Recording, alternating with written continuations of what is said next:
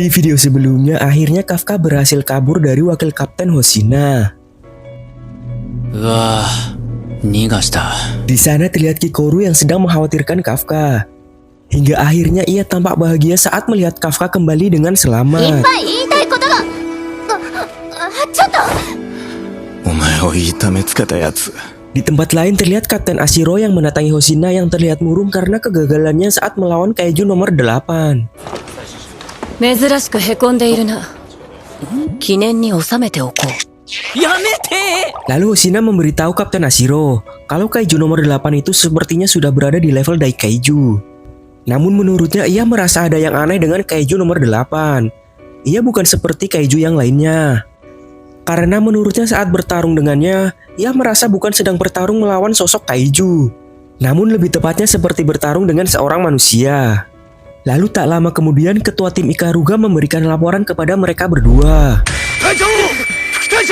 bahwa kaiju humanoid yang menyerang Ichikawa dan Iharu adalah kaiju yang sama dengan kaiju humanoid yang muncul di area pengujian. Lalu mereka berdua pun tampak sangat terkejut saat mengetahui kalau kaiju humanoid tersebut bisa berubah wujud menjadi manusia. Lalu Shin beralih ke tempat di mana Ichikawa dan Iharu dirawat. Di sana terlihat Ichikawa yang baru saja terbangun. Ia pun merasa lega karena melihat Kafka yang baik-baik saja berada di sampingnya. Senpai, buji de yokatta. Selain itu, Ichikawa juga berterima kasih kepada Kafka karena telah menolong dirinya dan Iharu. Namun ia tidak menyadari kalau ternyata Iharu juga berada di ruangan yang sama dan sedang mendengarkan percakapan mereka berdua. Untung saja di sana Kikoru berhasil meyakinkan Iharu tentang apa yang dibicarakan oleh Ichikawa kepada Kafka. Di sana juga terlihat Iharu yang terkesima dengan sosok kaiju nomor 8 yang sudah menyelamatkannya itu. Dengan tingkah konyolnya malah Kafka yang menjadi tersipu malu mendengar ucapan dari Iharu tersebut. Lalu beberapa hari kemudian, terlihat semua anggota Divisi 3 yang sedang merayakan keberhasilan mereka pada netralisasi kaiju yang sebelumnya. Sekaligus juga merayakan kesembuhan dari Ichikawa dan Iharu. Kore wo kanpai! Di sana mereka semua terlihat sangat bahagia dan saling mendekatkan diri satu sama lain.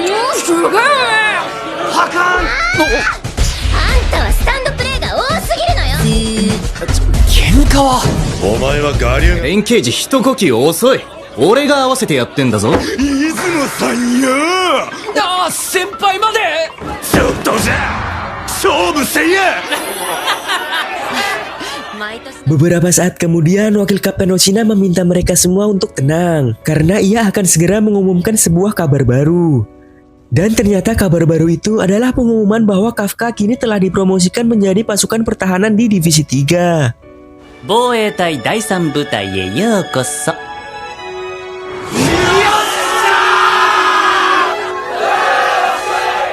Singkat cerita, keesokan malamnya seperti biasa terlihat Kafka yang sedang belajar sendiri hingga larut malam.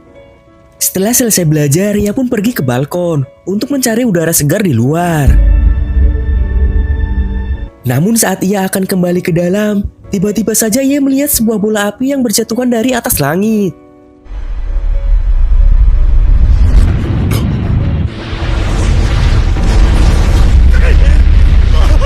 Melihat hal tersebut, wakil kapten Hoshina pun menghubungi Okonogi di ruang operasi untuk menanyakan apa yang sedang terjadi. Kemudian Hoshina pun terkejut saat mengetahui bahwa kini telah muncul puluhan kaiju dari atas langit yang sedang menyerang pangkalan tersebut. Karena saat ini Kapten Ashiro sedang tidak di lokasi, wakil kapten Hoshina pun mengambil komando, lalu memerintahkan semua anggota untuk memancing kaiju tersebut ke tempat latihan dan tidak membiarkan mereka keluar dari pangkalan. Di sisi lain terlihat Kafka yang masih mengamati para kaiju dari atas sana. Saat mengetahui bahwa yang menyerang pangkalan saat ini adalah kaiju tipe Wyvern, Kafka pun merasa ada yang aneh. Menyadari hal tersebut, Kafka pun segera menghubungi wakil kapten Hoshina. Kafka mengatakan bahwa kaiju tipe Wyvern adalah kaiju yang menyerang sendirian. Namun pada serangan kali ini mereka muncul berkelompok. Mendengar hal tersebut, Hoshina pun menyimpulkan kalau pada penyerangan kali ini ada pemimpin kuat yang memimpin para kaiju Wyvern tersebut. Lalu tiba-tiba saja muncul sosok kaiju humanoid lain yang merupakan pemimpin dari para kaiju Wyvern tersebut. この基地で一番強いのはお前か。隊長おらんし、まあ僕やな。 Dan tanpa basa-basi, kaiju itu pun langsung menyerang wakil Kapten Hoshina. Untung saja dengan kecepatannya wakil Kapten Hoshina pun berhasil menghindari serangan tersebut. Dan akhirnya pertarungan antara mereka berdua pun dimulai.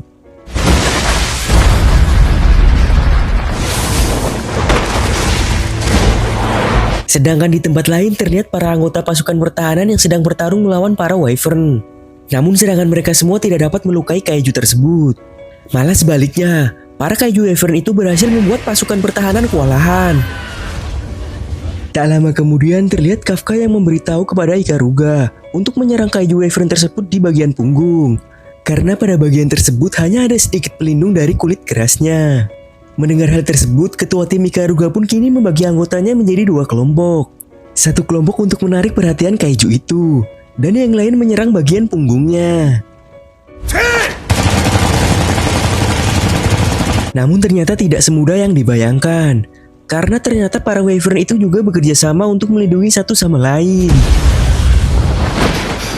Akan tetapi di tengah keputusasaan tiba-tiba saja Kikoru datang dan berhasil menumbangkan salah satu Wyvern dengan senjata barunya.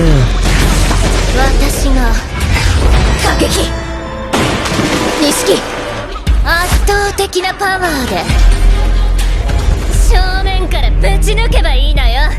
Scene pun beralih ke beberapa hari sebelumnya. Karena kemampuannya yang berada di atas rata-rata anggota lainnya, Kikoru pun diberikan senjata khusus oleh Kapten Ashiro dan Hoshina. Hal itu terjadi karena jumlah dari kekuatan kaiju yang muncul tahun ini tidak biasa. Sehingga Kikoru dipilih untuk menggunakan senjata tersebut. Dan akhirnya dengan kombinasi serangan dari Ichikawa, mereka berdua pun berhasil menumbangkan para Wyvern satu persatu.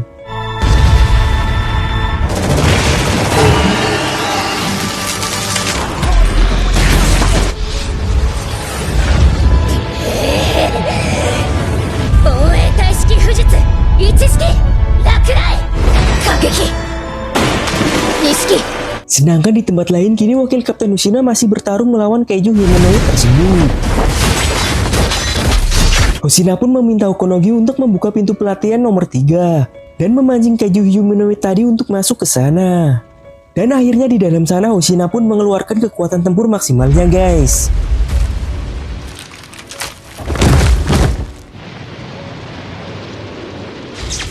Senryoku Zenkai Hou 92%. Lalu pertarungan mereka pun berlanjut. そんな小手先狙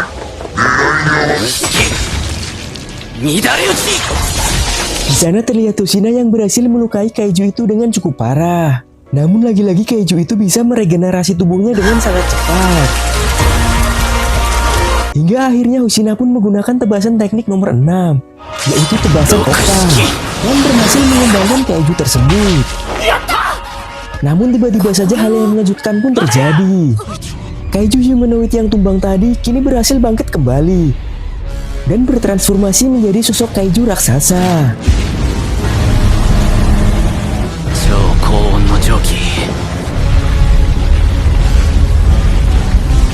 Kekuatannya pun kini meningkat cukup drastis menjadi 9,0. Hampir setara dengan kekuatan kaiju nomor 8 si Hibino Kafka.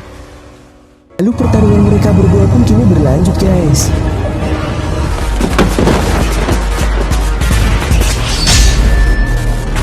Namun sayangnya walaupun Hoshina berhasil menebas kaiju tersebut berkali-kali, pedangnya itu tidak bisa melukainya sama sekali. Hingga akhirnya di tengah pertarungan Hoshina mendapat peringatan kalau pelepasan kekuatan tempurnya kini telah mencapai limit pemakaian. Kemudian keadaan pun semakin berbahaya ketika para Wyvern melakukan serangan meledakan diri ke arah Hoshina. Hal itu pun membuat Hoshina semakin kewalahan. Namun Hoshina tidak menyerah begitu saja. Di tengah kepulan asap, ia menyelidap masuk ke dalam reruntuhan dan melakukan serangan kejutan kepada kaiju tersebut.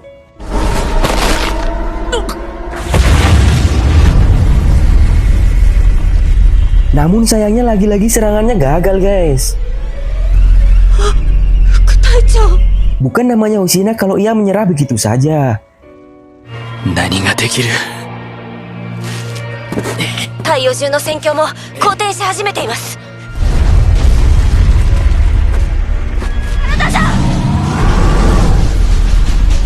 Ia pun berusaha kembali menyerang kaiju tersebut. 三式回収時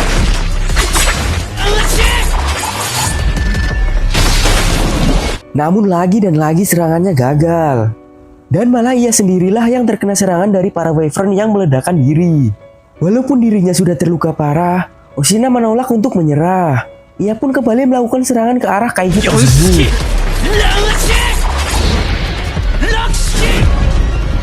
Namun sayangnya akhirnya ia berhasil tertangkap. Dan di saat semua orang hampir putus asa, tiba-tiba Kapten Ashiro muncul.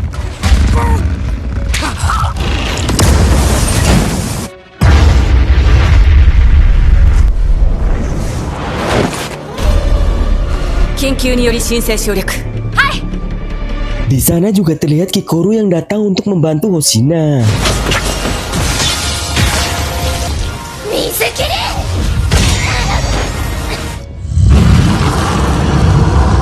Dan dengan serangan kombinasi antara Kikoru dan Hoshina, akhirnya pergerakan kaiju tersebut berhasil dihentikan.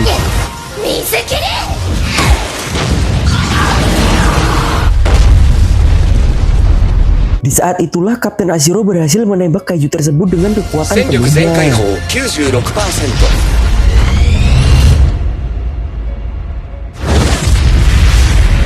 96%。 Dan akhirnya kaiju raksasa itu pun berhasil dikalahkan.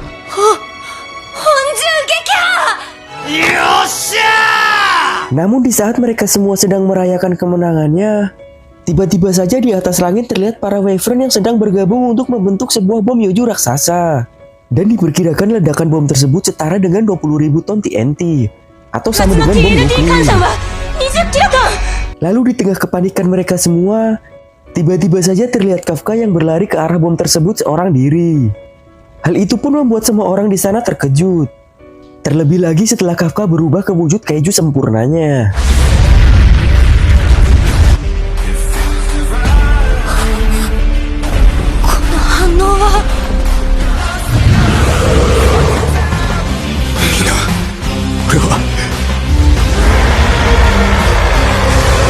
Lalu Kafka pun melompat ke arah bom tersebut dan menijunya ke atas langit sekuat 第 tenaga. 三部隊の一員なんだ。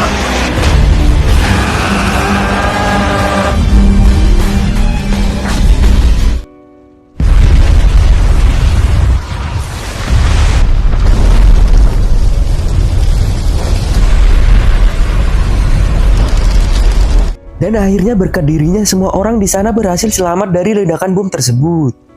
Namun karena semua orang sudah mengetahui identitasnya, saat ini Kafka hanya bisa pasrah. Lalu kemudian Kapten Ashiro dan pasukan divisi 3 pun menangkapnya.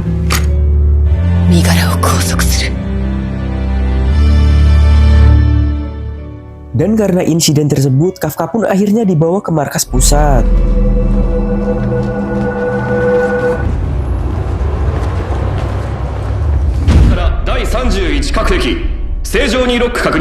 Scene beralih ke beberapa hari kemudian. Di sana terlihat Ichikawa dan anggota divisi 3 lainnya yang masih tampak murung karena insiden sebelumnya. Sedangkan di tempat lain terlihat Kikoru yang mendatangi kantor direktur pasukan pertahanan, yang tidak lain adalah ayahnya. なんだ Di sana Kikoru meminta ayahnya untuk meringankan hukuman terhadap Kafka, karena menurutnya nyawanya pernah diselamatkan oleh Kafka. Namun ayahnya tampak menolak permintaannya itu, karena menurutnya Kafka kini bukanlah manusia lagi, melainkan sudah seutuhnya berubah menjadi kaiju. Lalu Kikoru berkata kepada ayahnya, apapun yang terjadi ia akan tetap percaya kepada Kafka. それでも私はあいつを信じたい。 Beberapa saat kemudian terlihat Direktur Shinomiya yang mendatangi Kafka. Di sana Direktur Shinomiya meminta kepada petugas untuk membuka perangkat pengurung yang ada pada Kafka. この人なら Lalu setelah itu Direktur Shinomiya terlihat sedang menyiapkan senjata andalannya, yaitu sebuah senjata yang dibuat dari sel kaiju nomor 2. Tak lama kemudian Direktur Shinomiya pun langsung menyerang Kafka. Namun untungnya Kafka berhasil menahan serangan tersebut dengan perubahan wujud setengah kaijunya. Melihat hal tersebut, Direktur Shinomiya pun terus melancarkan serangannya kepada Kafka.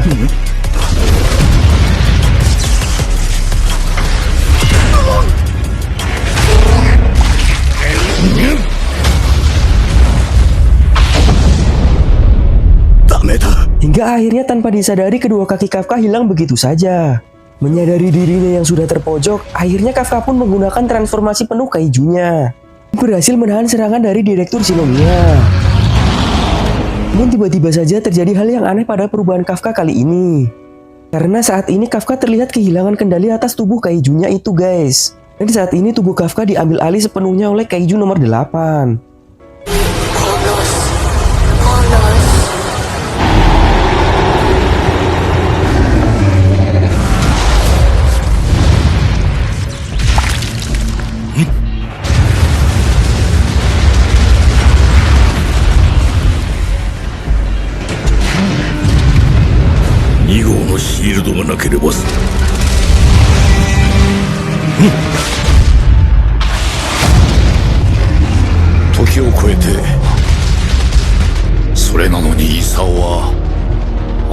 Dan akhirnya kaiju nomor 8 pun berhasil melukai Direktur Shinomiya cukup parah. Kejadian tersebut membuat semua orang yang ada di sana khawatir akan keselamatan Direktur Shinomiya, termasuk Kikoru yang khawatir akan keselamatan ayahnya.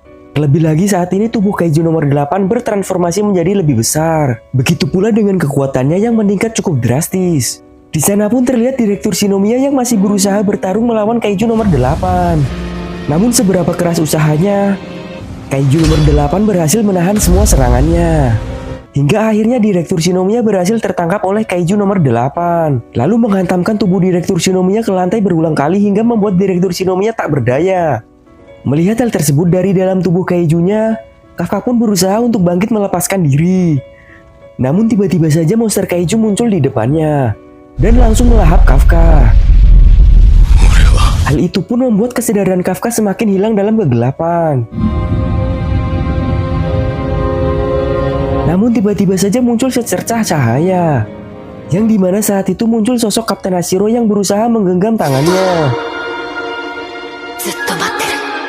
Dan karena kejadian tersebut, kesadaran Kafka kini akhirnya kembali. Di sana Kafka yang sudah sadar dan tidak ingin menghabisi Direktur Shinomiya pun memutuskan untuk melukai inti kaijunya sendiri.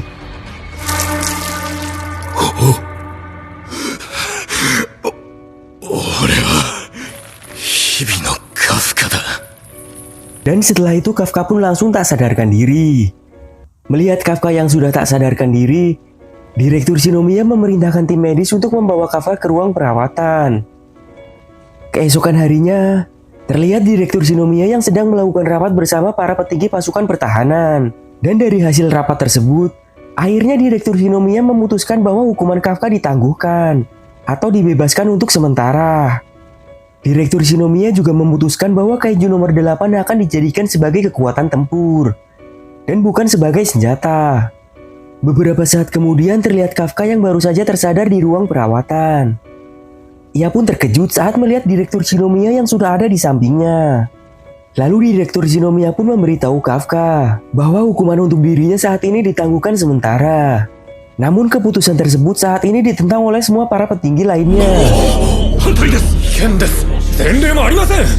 Dan jika Kafka ingin tetap hidup, ia harus membuktikan bahwa dirinya berguna bagi pasukan pertahanan. Mendengar hal tersebut, Kafka pun berjanji kalau dirinya akan membuat semua orang mengakuinya sebagai anggota pasukan pertahanan. Lalu Shin beralih kepada Kapten Ashiro, yang terlihat tersenyum saat mendapatkan sebuah pesan.